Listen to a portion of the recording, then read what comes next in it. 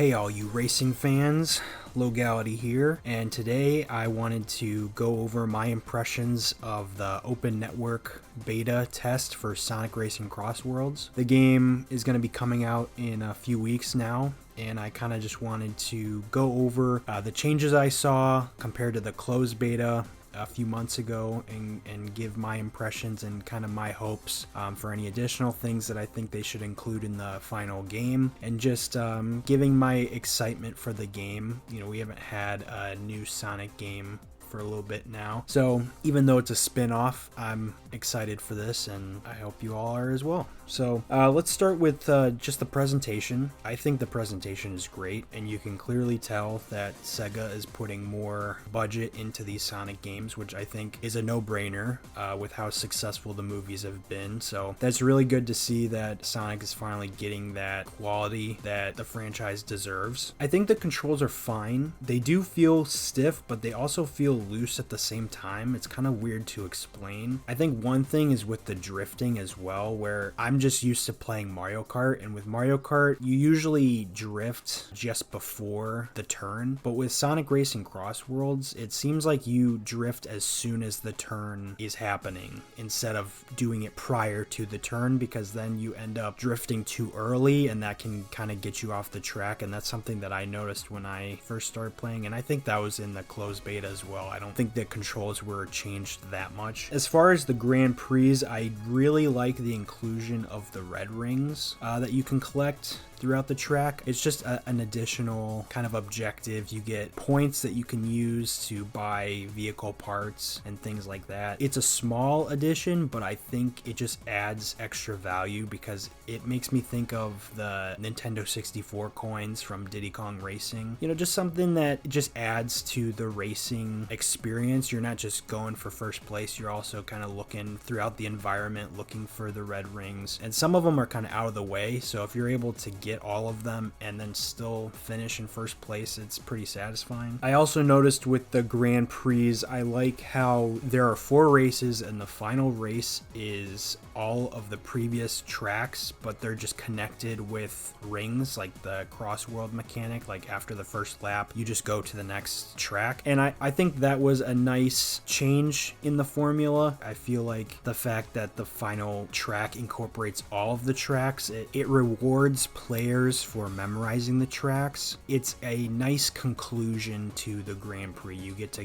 go through all the previous tracks, and I thought that was a really neat mechanic that they added. I feel like a huge complaint that a lot of people had with the closed beta was items were too sporadic. There were too many things happening on screen, too many items being used at once, and even though there's only 12 racers, the chaos was a bit much for people, so it seemed like the items were less frequent. I think I only got like the drill wisp maybe once, and there were a few others. The monster truck I barely got to, and I think that was very common in the closed beta, so I'm glad that they adjusted those there. I think the rival system is fun, and it just adds way more character to the game. This is why I'm a huge fan of what Sonic Team does with the Sonic franchise. You get that characterization of each character. They're very expressive. They interact with each other. Not only with the rival system where you have a nice little introduction where 2 characters are talking smack with each other, which is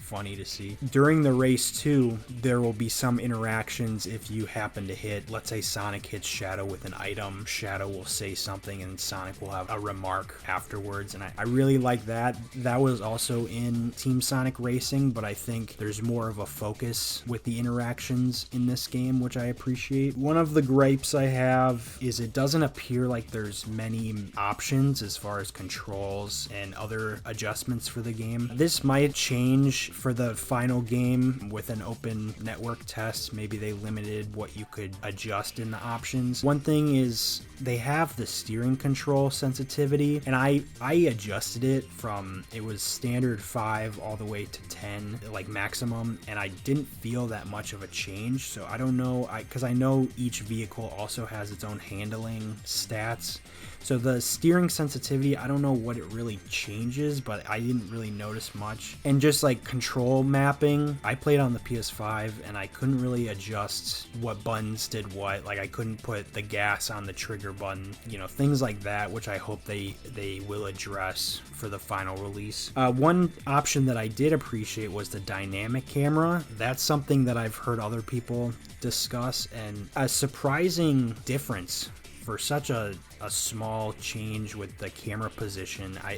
I feel like with the dynamic camera, it's way faster feeling. I think everything's closer together. The camera's zoomed in, so when you're driving around, it feels like you're going faster than you actually are, which is much appreciated for the slower game modes. So it's nice that the dynamic camera adds that feeling of speed for those, which I thought was a nice addition. Let's talk about the tracks. So the tracks, I felt like there wasn't a bad track. I feel like they all have enough going on. There's not a lot of like straight lines. There's enough boosts, pads, which is good. There's a lot of sharp turns. There's a good balance of flight zones and boat zones, you know, so you can transform your vehicle, but it's not overwhelming. I feel like they do it in a balanced way. It doesn't happen so often that you're rarely just driving normally, but it's a nice surprise when you're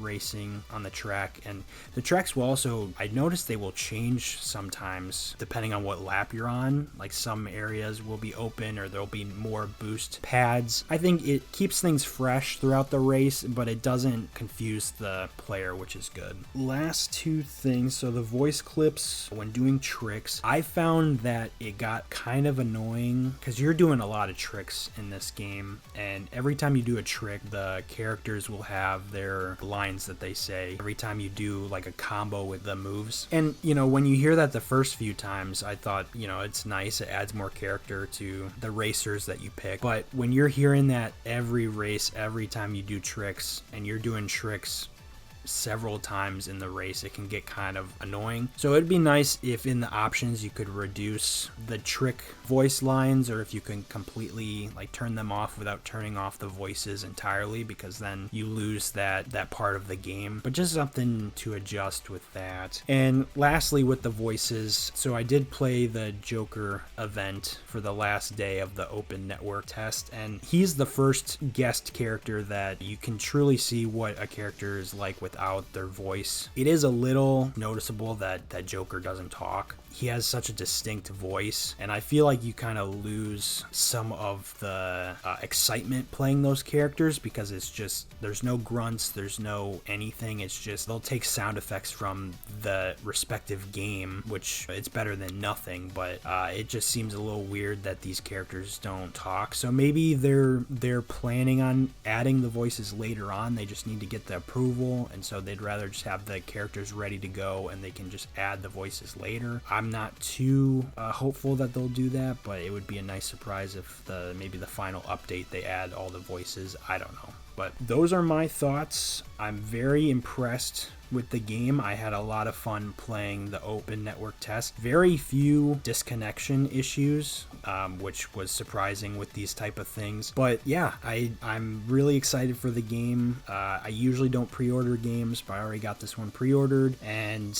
I'm excited to start racing on the tracks September 24th. 4th or 5th, let me see, 25th. So if you want to see more video game content, Sonic content, make sure you like and subscribe, and I will catch you guys in the next video. Later. Sega, please include a story mode. Thank you. Bye.